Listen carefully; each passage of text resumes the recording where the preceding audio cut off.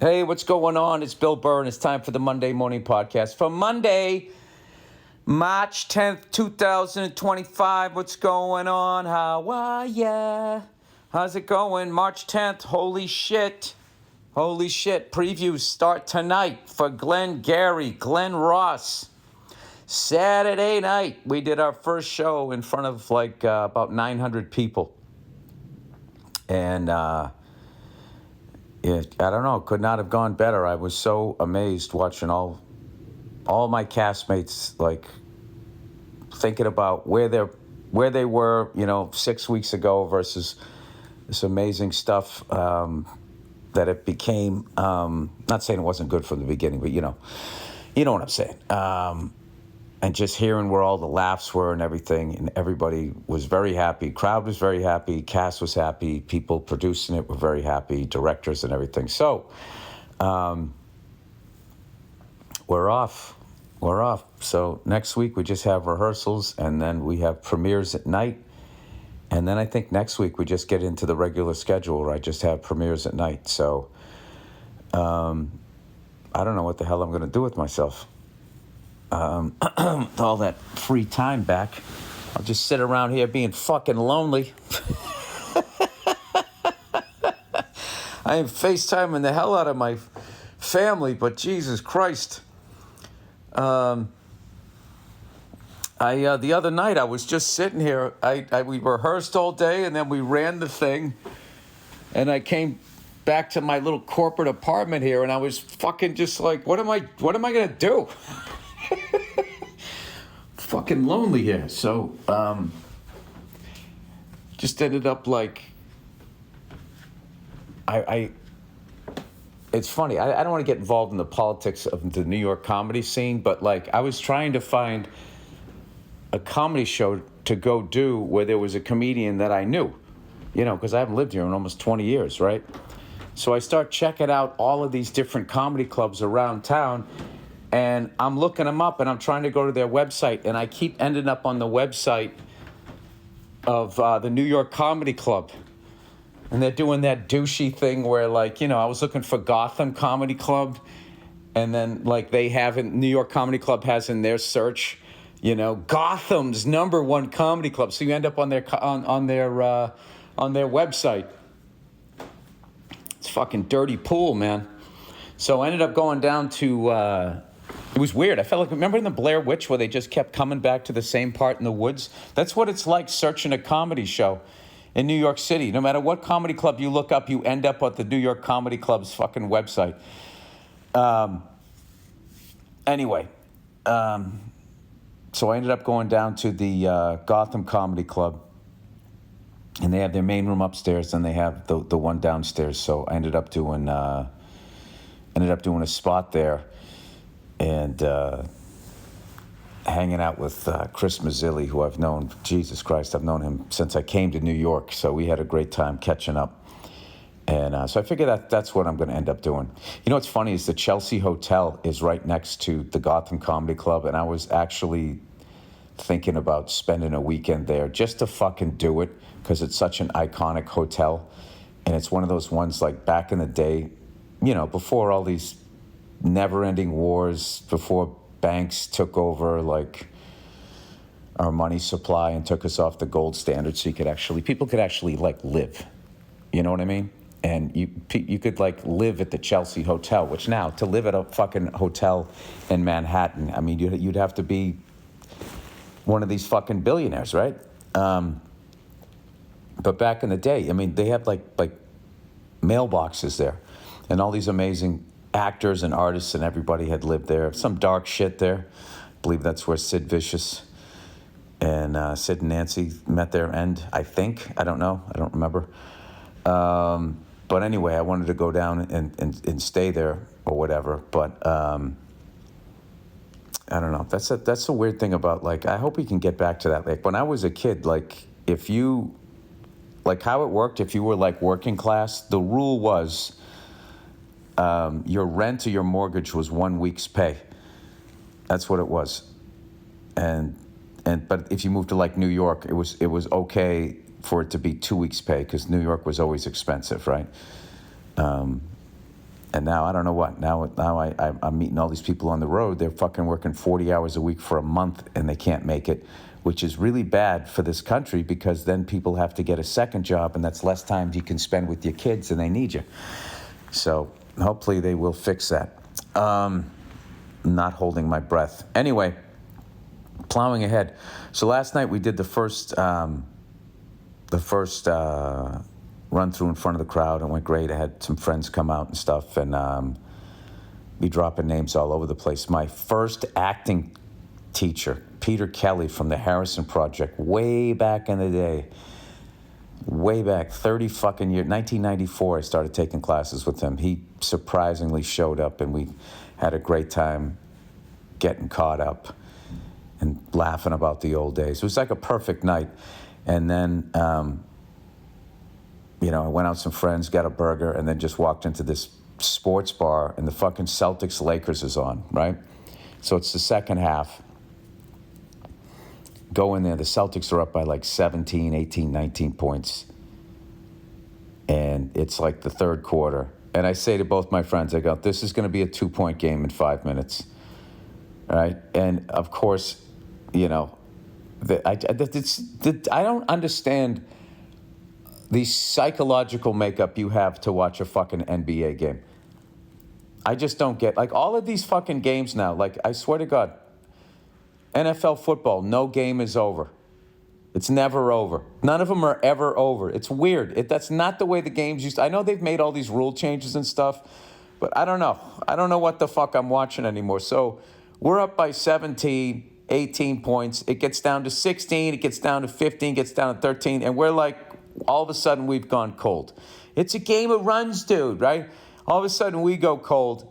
But we're still launching up threes. It's like you've gone cold. I watched this guy in the Celtics. It's like there's nobody in front of him.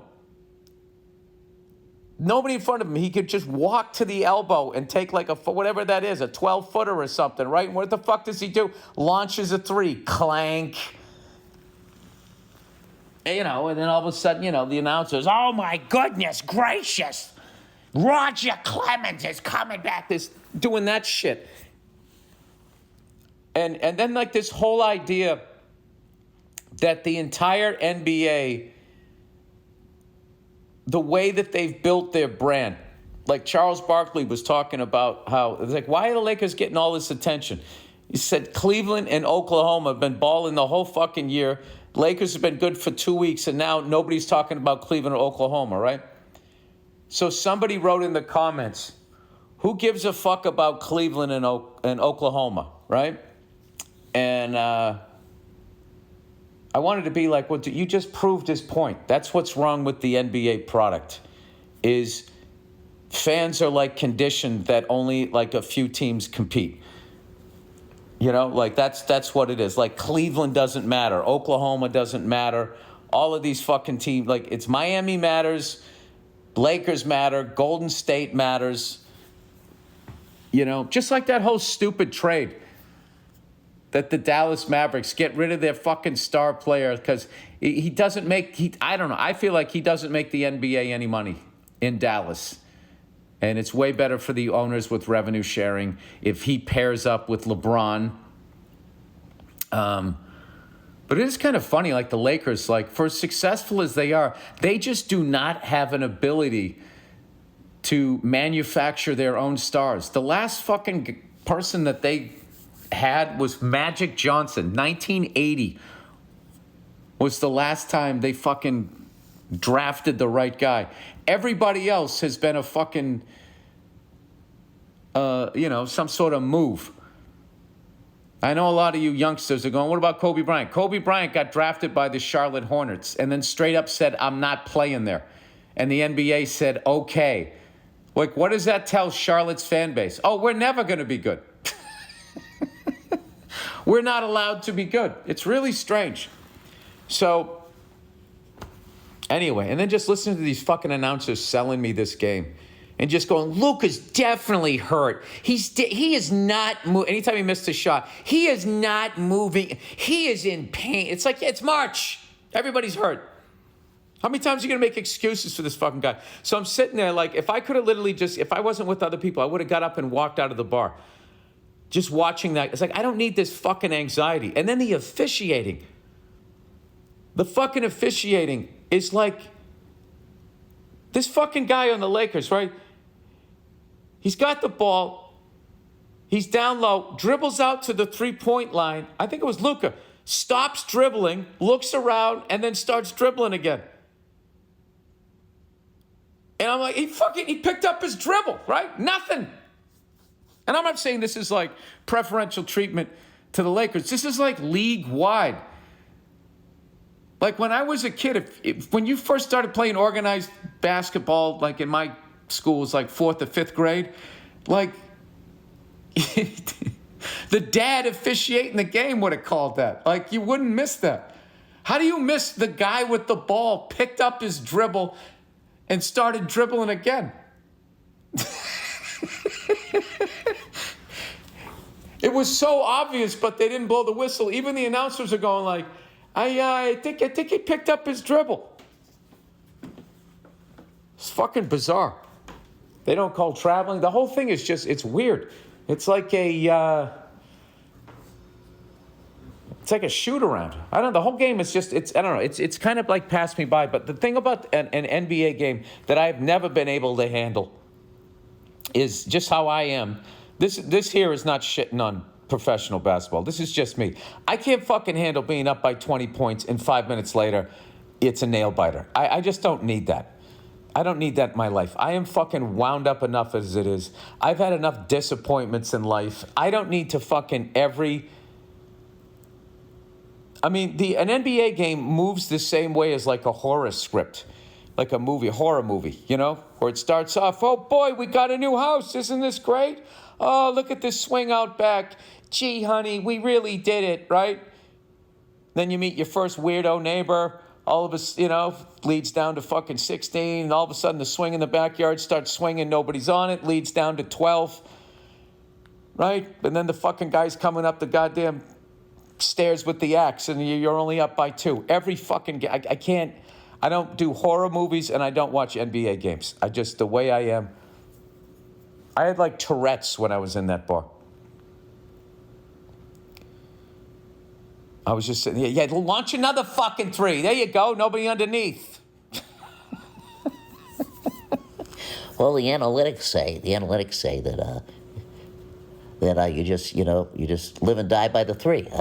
That's what you do. You just keep shooting the analytics. Well, physics says if you fucking, I don't know if it's physics, logic says if you're not fucking shooting well, stop shooting fucking 3s.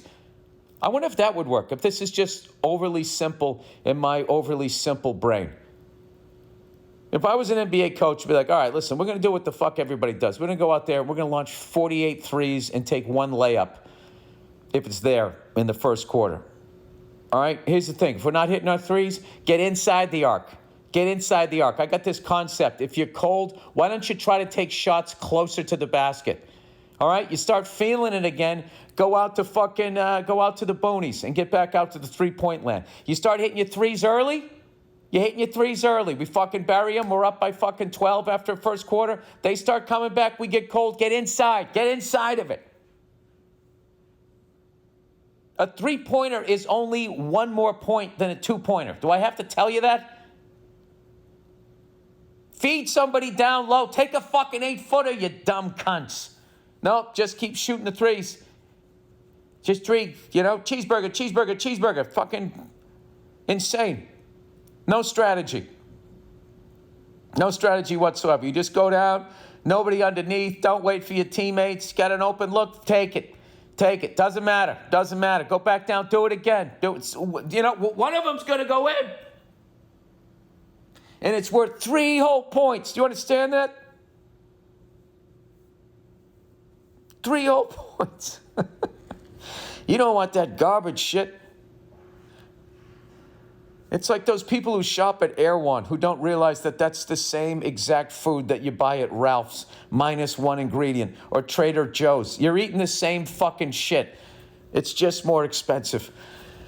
All right, Bill, shut the fuck up. Okay, I get it. I don't know. I miss the creativity in the painted area. I missed the double pump reverse layup. I miss people going in and dunking on two people. There he is, 8'9", behind the three-point arc. He launches it up. Do you know what kills me is everybody freaks out. You see 100 three-pointers a game, and people still freak out every time somebody takes a three-pointer. People are all like, it's one more point. Like, I don't understand what you're doing. Like, they make it look like it's the difference between a touchdown and a field goal. Anyway, so I watched the MotoGP. Old Billy Lonely. Woke up this morning, boo-doo, and I watched the fucking race. Marc Marquez. Jesus Christ. The guy did the trifecta. He won the pole position. He won the sprint, 12 points on Saturday, and then he won the actual race on Sunday for 25 more points. Dude's got 30. He won all the points, 37 points. He's up by 11 on his brother Alex, and he's up by, 14 on his teammate Pecco. I don't know. The most exciting part of the race was he came out of a turn, and I don't know what he did. It was like he slowed down on purpose. He's worried about the tire pressure. I didn't see far enough into it. He let his brother get in front of him. He just sort of cruised behind him for like the next 15 laps, and then finally said, all right, little brother, I'm going to win this thing. And then that was it. Because then once he got in front of him, he immediately had the same comfortable lead that he had before he slowed down. So I don't know what was going on. But Marc Marquez, riding for the factory Ducati team, is looking like, I mean, this is just going to be a wire-to-wire thing. I mean, I don't know. I don't know how Pecco handles that. Because if Mark keeps doing this, what he did this weekend, let's say he does that again in Argentina, then all of a sudden Pecco's got to be feeling like, what the fuck? All of a sudden, I'm just the teammate. And will he be able to handle that? I have no fucking idea. I don't know how it works. But, I don't know, some interesting thing. Pedro Acosta crashed. I really like the way that kid rides, but that was a problem he had last year, crashing out of races. He was able to get the bike started again, and he did get some points, but I'm a big fan of his. And then there's another new rider, this Japanese kid. Let me see. I don't know his name yet. I thought I wrote it down here in my notes, but I never look at the notes. Oh, I didn't write it down. What did I do? Did I take a picture? I don't know. He was like in 5th place, I think. I don't know. It's interesting. And then the defending champ Mir was saying that Honda's going to be good this year. So we'll see. I hope it is. I hope it's not just like the Ducati's continuing to dominate. But if it is, I'm hoping there's some back and forth with Pecco and Mark. We shall see. So, anyway, the fuck is going on with this phone?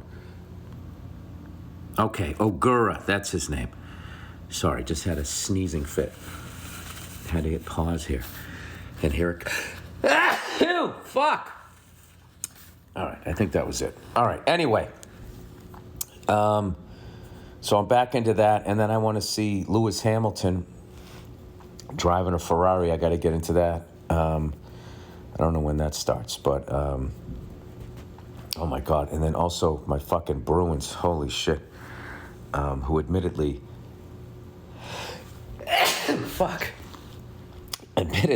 I'm not hitting pause. I'm one of those people, my wife said it the other day, saying, like, I don't sneeze, but when I do, I sneeze like 50 times in a fucking row. It's embarrassing, but I don't know what it is.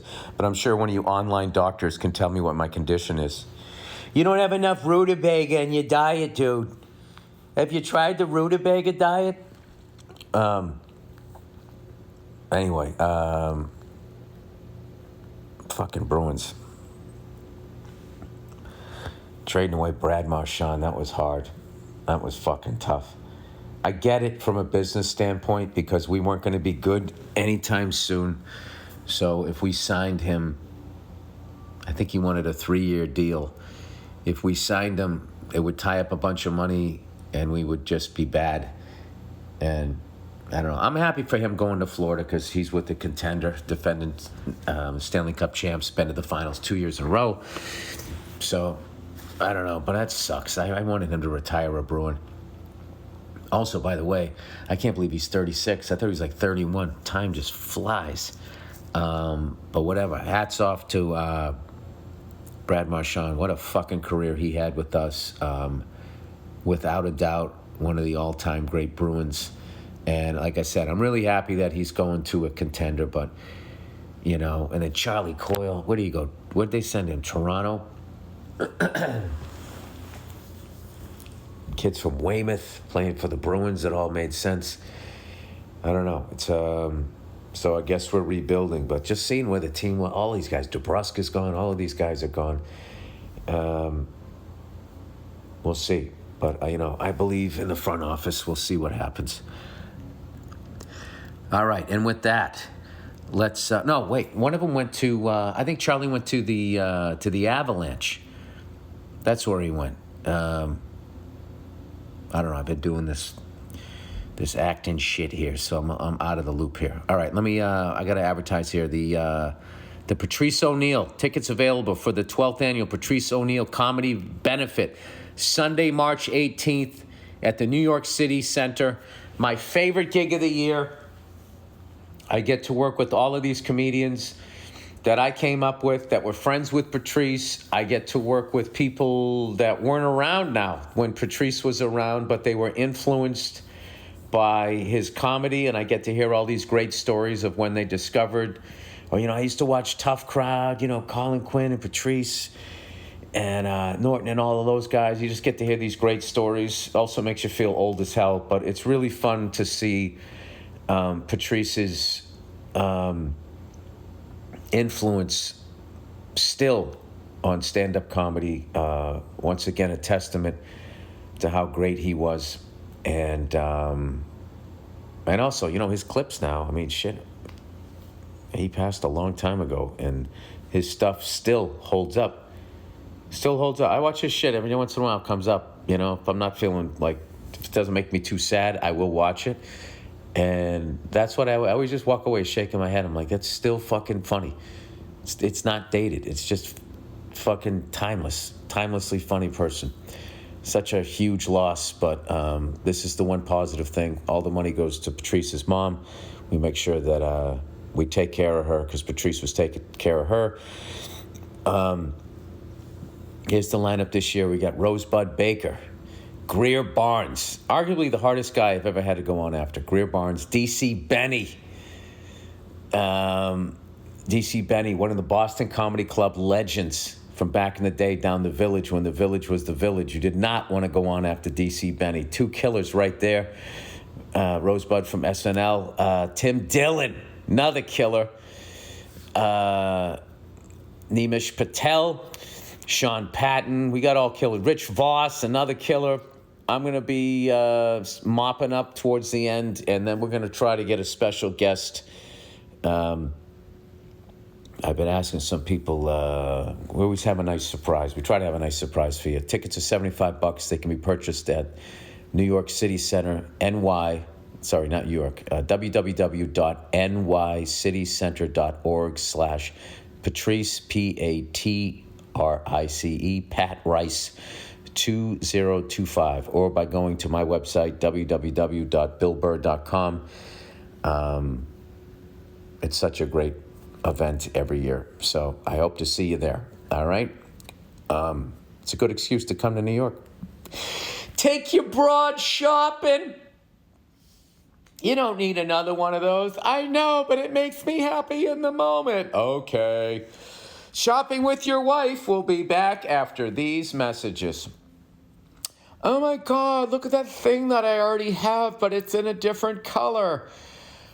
Hims. We're doing some advertising, everybody. Look who it is. It's Hims. Are you looking for a boost in the bedroom? HIMS is here to help with personalized erectile dysfunction treatment options. And it's all online. You don't have to show up with your fucking dick staring at the floor just like your head. You know, all the heads on your body just hanging down, feeling sad. You can do this shit online.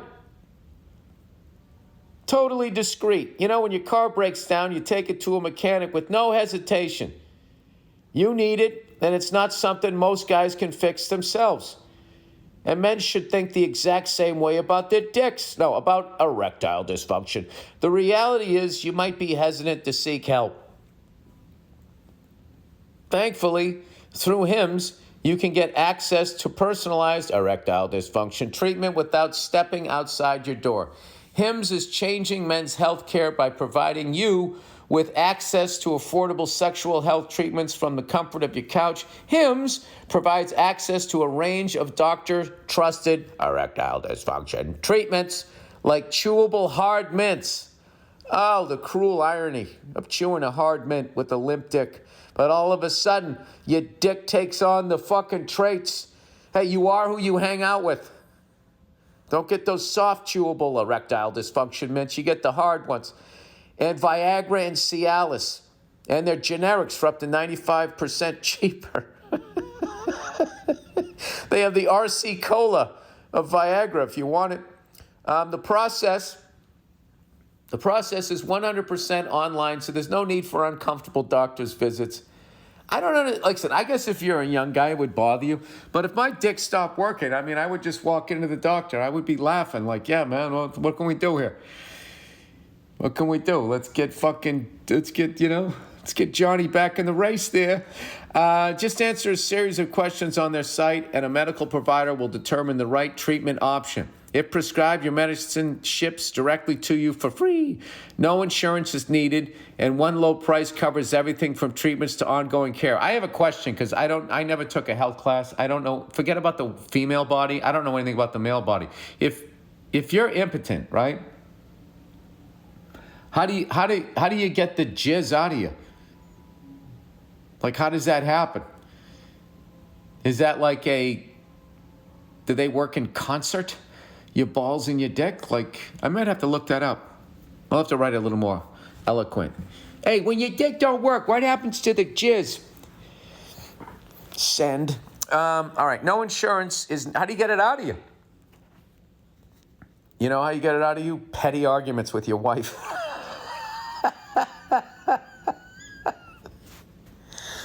He's backed up.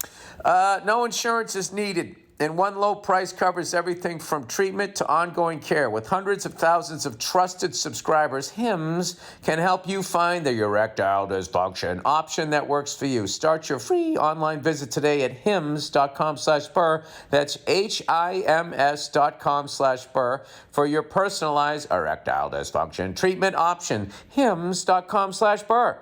The products mentioned are chewable compound products which are not approved or verified for safety or effectiveness by the FDA. Prescriptions require an online consultation with a healthcare provider who will determine if appropriate. Restrictions apply. See website for details and important safety information. Subscription required. Prices vary based on the product and subscription plans. I'm getting good at that fucking soulless, when you grow a third foot out of your back, we're not responsible. All right, I'm going to do one more read, and then I'm going to finish this tomorrow because I don't know what's going on here. I'm all congested. I'm all verklempt here. And I want you guys to have to listen to me fucking hacking up here. All right, Simply Safe. We all have routines that bring us calm in a chaotic, often scary world. I almost fucking had an aneurysm with chaotic. How often do you see that word? CHAOTIC. Chaotic. Let's start it again. Take two. Let's go back to one. All right, everybody, places. Simply Safe. We all have routines that bring us calm in a chaotic... Fuck. Back to one. I'm going to get it. Sorry, guys. No, that was me. Why is he walking in the background? You fuck up as a performer and you just start blaming. Why are there birds outside? All right, Simply Safe. We all have routines that bring us calm in a chaotic, often scary world. For me, It's arming my Simply Safe home security system. That's my calm. When I'm heading out every night or every morning or locking up each night, that simple step, Jesus, does mean more than just protect my family and home. It's protecting. I don't know. It gives me peace of mind. With Simply Safe, I sleep more soundly and I leave the house with confidence. It's amazing how one small push of a button can have such a big impact. With Simply Safe, millions of Americans enjoy greater security and peace of mind every time they arm their system. By the way, you know where crooks go immediately? They go to the master bedroom. That's where they go first. So if the alarm's going off, they're still going to run up there. People yelling at them and stuff, they're still running up there. So just don't have it there. Put it somewhere else. Whatever you don't want to be stolen when you leave the house, do not put it in the master bedroom. I'm not saying they're not still going to find it, but fucking,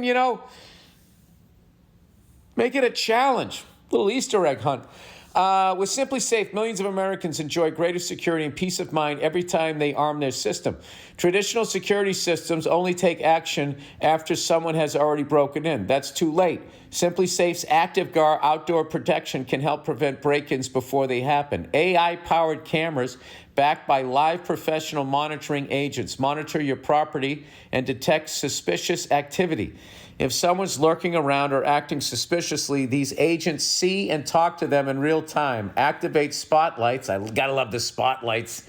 Can I get an air raid siren too? That'd be fantastic. And even contact the police all before they have the chance to get inside your home. No long-term contracts or cancellation fees. Monitoring plans start affordably at around $1 a day. 60-day satisfaction guarantee or your money back. Visit simplysafe.com/Burr to claim 50% off a new system with the professional monitoring plan and get your first month for free. That's simplysafe.com/Burr. There's no other safe like Simply Safe. SIMPLISAFE.com/Burr. All right. Well, you know something? I got to tell you before I sign off here, and I'll do the second half tomorrow morning. That's why, like, when you start buying guns, you start playing out all the scenarios in your head, right? So you got to have a gun. Come on, gun people, you got to write in. You got to have a gun near where you're sleeping, or what's the fucking point, right? But then you start thinking, I used to do a bit about this, right? What if I'm taking a shit, right? Now I got it. What if you're taking a shit, you're a little backed up, it's taking longer than you thought, you hear the guy come in the door, and you're on the shitter, you got no fucking weapon, right? Now you got a little shotgun in the bathroom. I went over a guy's house one time, he had a shotgun, he was a gun guy, he had a shotgun mounted right to the fucking bathroom, right next to the toilet. And I gotta be honest, like I was like, I get that. I never felt so safe taking a shit in my life. And then you got to be like, well, what if he fucking overpowers me and throws me in the linen closet? You know what I mean? Like, I feel like if you're like a gun person, you're not just going to stop. You're not just going to stop with the bedroom, right? But if you got kids, it's a little crazier. But like, let's just say, it's you and your woman, or your boyfriend, or your they, or whatever it is that, that you need to have on your journey, whatever the fuck your situation is. If you don't have kids there, after a while, you got a gun. So obviously it's in your head that somebody's going to fucking come into your house, the neighborhood, or whatever. You're paranoid, or you just like them. There's no way you're stopping at one, right? What if I'm downstairs? What if I'm upstairs? What if I'm fucking crocheting in this rocking chair? You start taping a pistol underneath it. I want gun people. Does that make you more paranoid? Because the preparation for it, and also, the law of attraction. You start preparing for shit. Like, they always say, prepare for success. You're like, prepare for a home invasion. I wonder, too, if nobody ever comes in and you have all those guns at the end of your life, if you're a little disappointed. Like all those people that have died since the Lions have won a championship. You're just like, all my life, I rooted for the fucking Lions and they never won it. And then you're like a gun person. Just all my life, I've gone to the fucking gun range. I played laser tag. I've gone hunting. I've taken a fucking special forces class, those things that they do for like dads. It's like the Guitar Center for gun owners. You can go to like Vegas and they'll fucking teach you like some special ops shit. You did all of that to be prepared. And no one ever had the decency to come through your fucking front door uninvited. And your wife starts nagging at you. I told you they were going to be a waste of money. I said you had... Oh, you got more guns than I got shoes.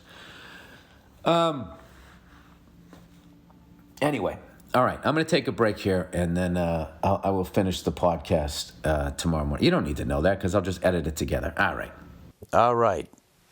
I'm back. Yeah, why do I say that? It just fucking edits it together and shut up, Bill. I'll tell you what's killing me is I just, when the iPhone puts together a collection of your pictures and then puts a song underneath it, that whole weird thing that it does, calls it memories. For some reason, it just does that. So, of course, I click on it. And it's playing that John Denver song, Sunshine on My Shoulders Makes Me Happy. Now that fucking song is going to be in my head for the rest of the day. I don't know any line after that line in the song, and I'm just going to sing that all day long. But I actually think I think it's a really sad song. I never really gotten through it. But it starts off typically... I don't know. I always found his music was disturbing. It was like, you ever watch like a movie where somebody comes into a town and everybody's smiling and being friendly, but you find out later that they're all fucking, in a cult, or they're like witches or some shit, if you watch dumb movies like I do. That's what his music feels like. It feels like the soundtrack to a movie like that. Like, on the surface, it's just really positive, happy, like, wow, honey, I can really see us settling down and building a life here. And then you find out everybody there is doing some sort of devil worship. That's how I feel about John Denver's music. My God, I'm a country boy. And everybody's doing that minor jig. Acting like they didn't just murder 100 Native Americans so they could make their claim. I'm a 49er. Your insurance question. All right, here we go. We got the questions here. Hey, Billy Baby Balls. Listening to you have to defend yourself about not wanting to get rear-ended and possibly get screwed by a dishonest guy.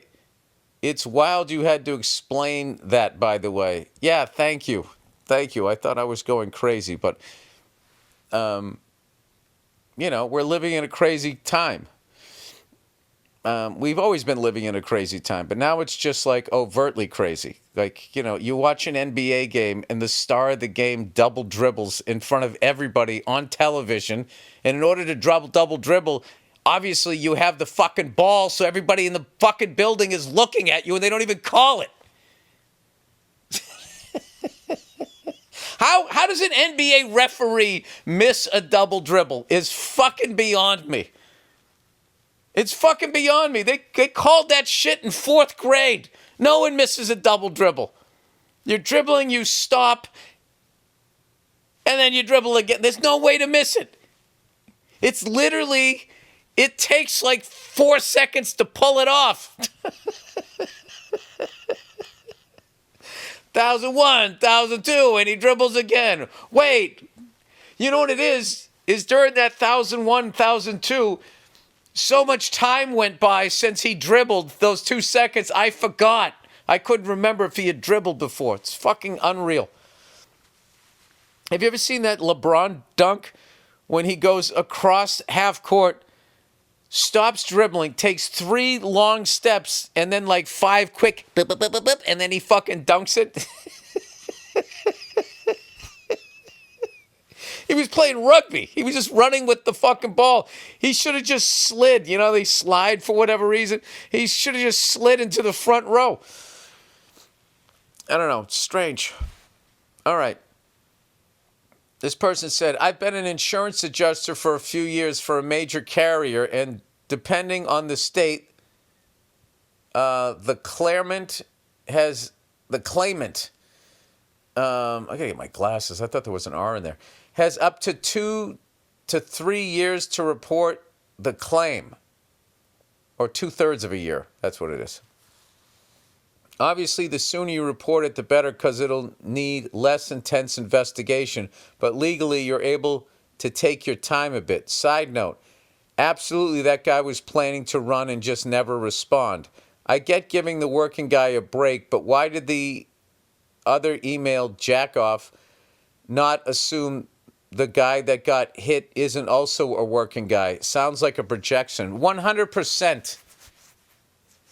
100%.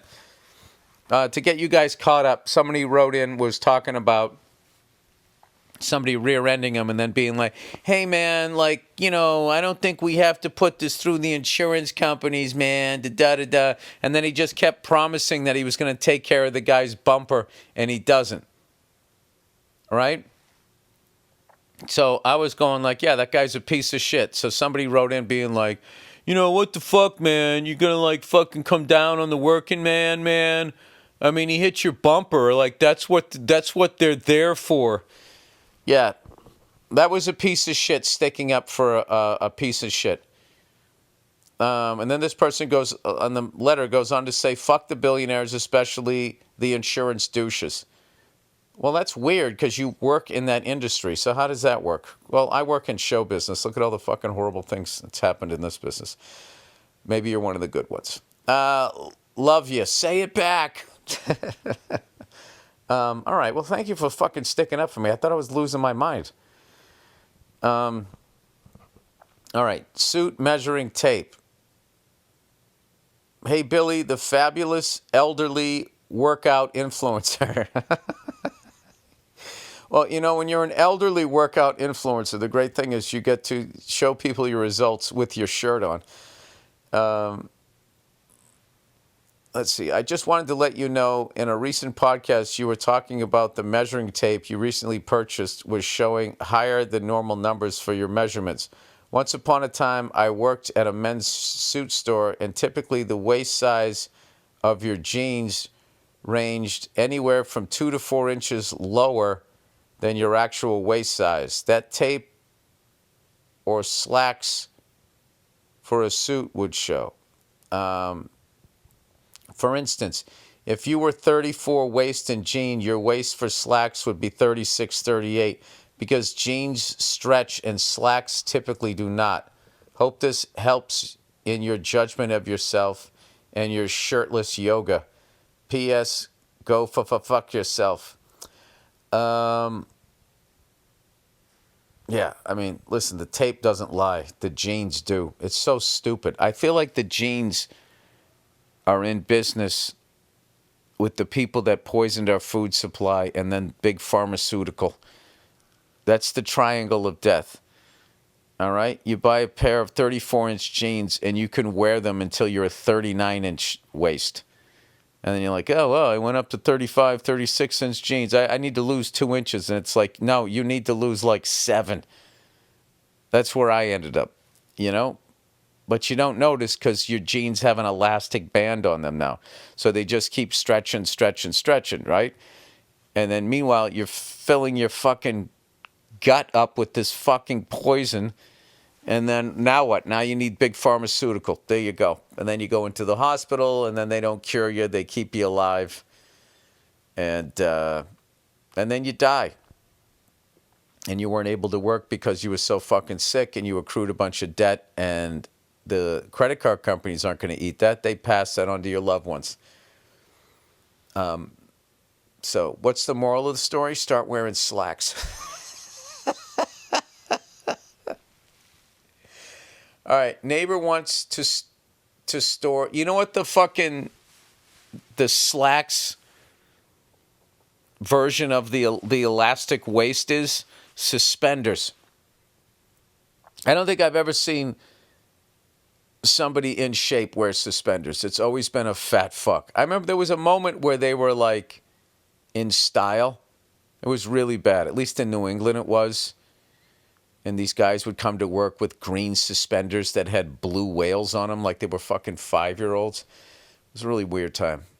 That preppy look with the boat shoes and the effeminate, like, polo colors. It was really weird. Fucking sweaters, horn-rimmed glasses. All right. Arguably, when it came to, like, bosses, that era, bosses had the most punchable faces, you know, in the history of bosses, I would say. In the 80s, if you had a boss that was into the preppy look, and he was wearing those yellows, pinks, those pastel colors, and the dumb fucking sweater, and his horn-rimmed fucking glasses, and his boat shoes with khaki pants, and you had to go to work, and whatever that guy told you to do, you had to do. There was just no way as a man that you didn't think, like, I mean, it's a cubicle.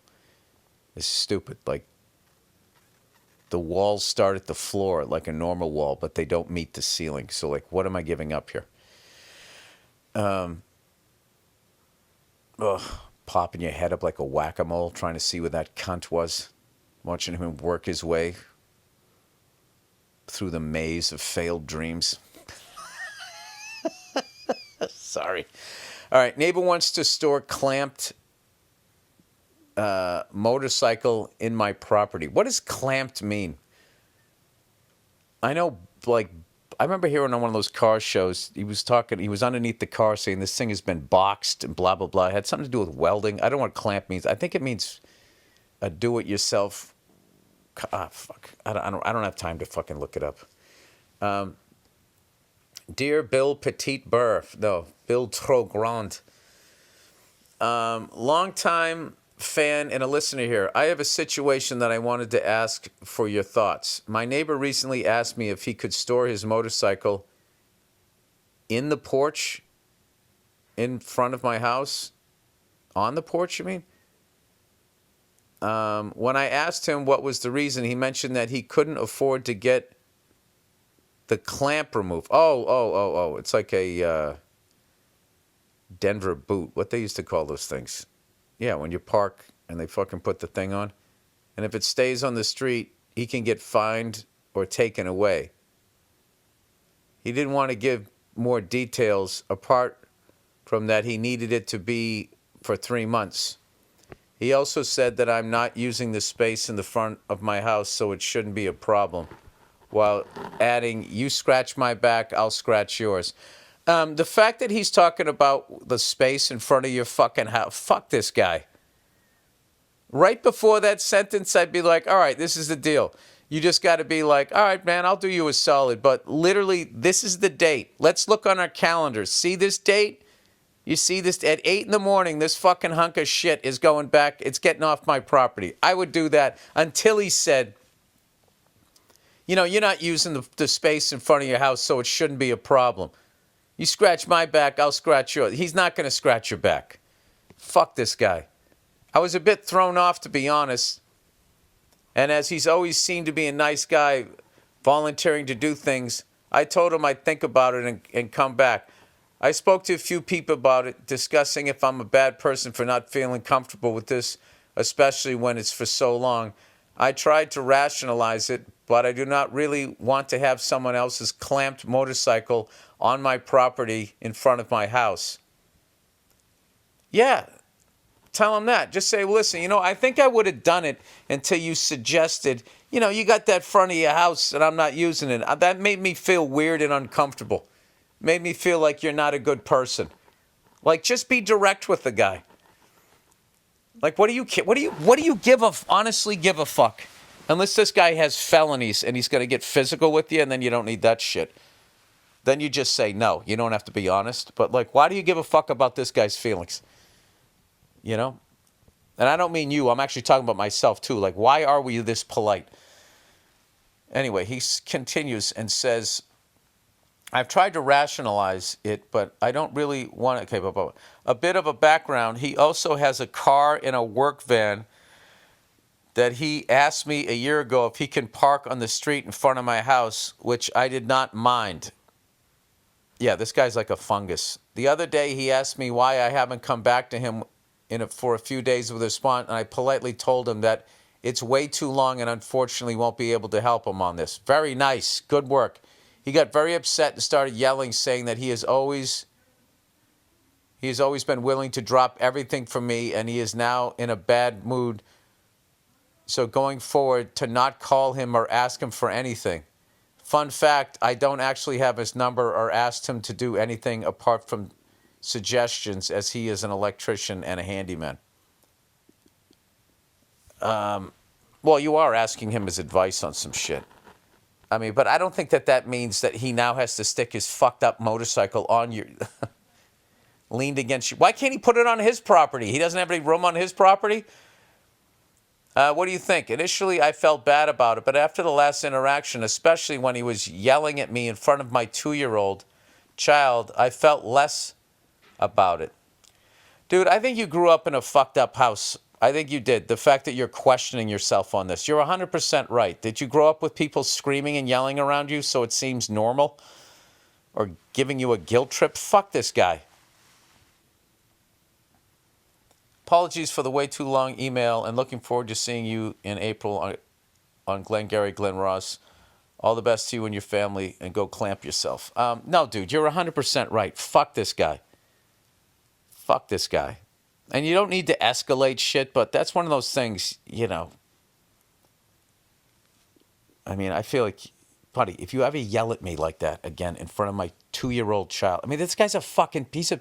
You know what you have for a neighbor? You have a dirtbag.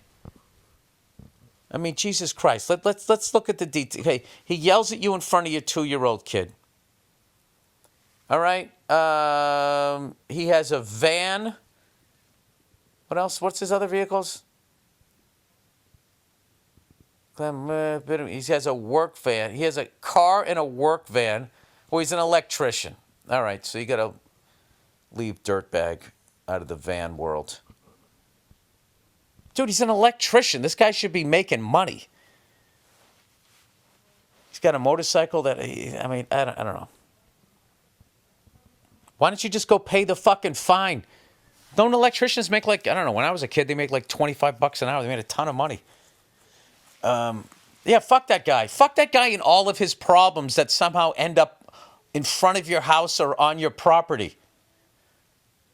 You should have been like, buddy, you got your fucking work van in front of my house and your fucking car. Now I'm going to have your fucking, motorcycle, your clamped motorcycle leaning against my porch for 3 months. When are you going to start sending your bills to my house, you fucking cunt? Fuck this guy. Fucking dickhead. All right. Advice for a lady. Hey, Billy, Big Gay Jim. I got a really bad dad joke. My Jim is so gay, it should be spelled J-I-M.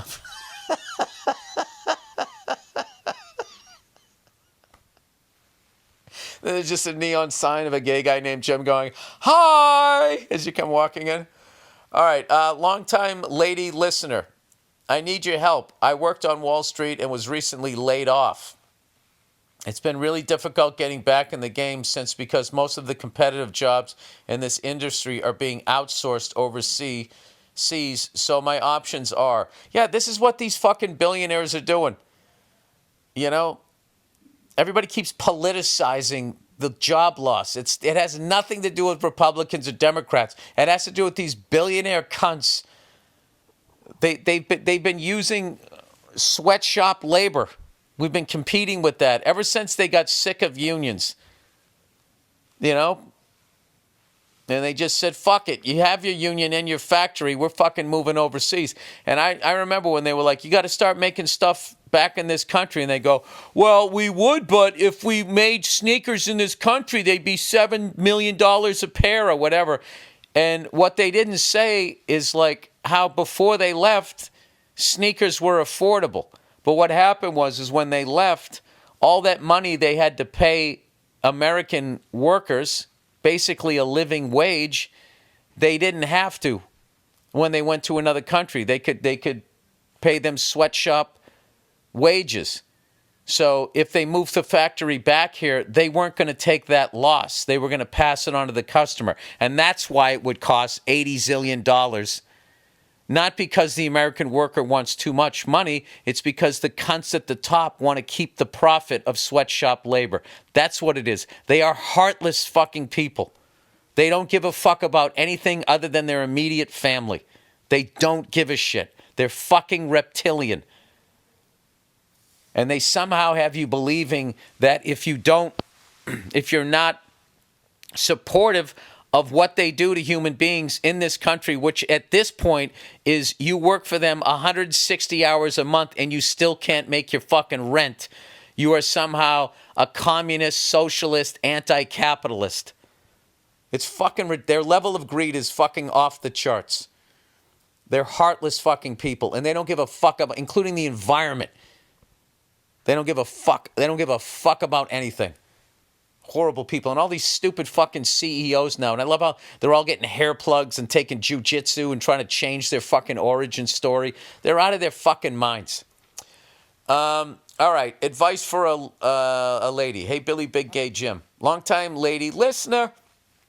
I need your help. I worked on Wall Street and was recently laid off. It's been really difficult. Okay, I read all that. So my options are, 1, keep eating shit in New York City. 2, move overseas for competitive offers. Move back home for good. Go somewhere new. My family wants me to move home, but that's been a drag. One silver lining is that I've been getting more bites in California, but I haven't spent extended time there before. I visited LA, but didn't feel as electrified as I have in other cities. Well, you got to listen to your gut. Your gut will tell you what's home. It would be a huge change to leave everyone on the East Coast and go out west alone, but I'd kind of love to do it. All right, you're all over the road here. And that I'm in the metaphorical dugout. LA is growing on me. I don't understand that sentence. And that I'm in the metaphorical dugout. LA is growing on me. I love LA. I love New York City. I mean, you got to there's just different vibes. If you can settle into the vibe, I mean, I could live in New York, LA, Milwaukee, Chattanooga. There's a whole bunch of places I could live. But the key is when you go to LA, don't try to do New York shit. Do LA shit. And if you're going LA to New York, do New York shit. Don't try to do LA shit. That's what happens to people. When they travel, they try to do what they did where they left. That's not the point of traveling. The point of traveling is to get a new experience. I would think. I don't know. Positives, this person says. Being that I can find my culture out there, it's nicer weather than the Northeast. My cane Corso will have more space in the home.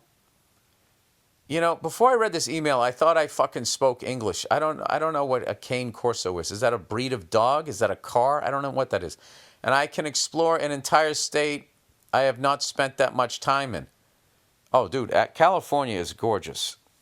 I mean, you would know because the state has been politicized like Texas and Florida and New York. It's so fucking weird. You know, there's literally people in this country that hate California, and it's a state. The United States. Say, fuck that fuck. I fell in the fucking ocean. I wouldn't give a fuck. And then there's people in California, Florida. They should just fucking just chop it off and let it fucking off. It's like, same team, everybody. Same team. The cons are that my family thinks being laid off could be a sign that banking is not the industry for me, and that I should call living in NYC a good shot and come home. I can't talk to them about wanting to go to LA, and I wonder if I'm mentally trying to run away from their preferences for my life. What does my favorite ginger beard think? Am I running away? Should I give up on New York? Or is it really an exhilarating new adventure me and my dog, okay, it is a dog, can go on? Love you, Bill B. Keep your pale scalp moistened in New York City. What do I think? I think you should listen to your gut. I don't think you should listen to your family because they don't sound supportive.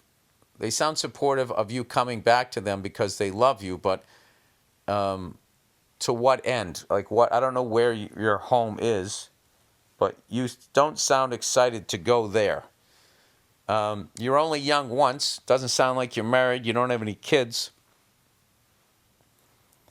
I mean, if you want to give LA a shot, if you feel like it's calling you, I would do it. And, you know, you can always move back. It's not that big a deal.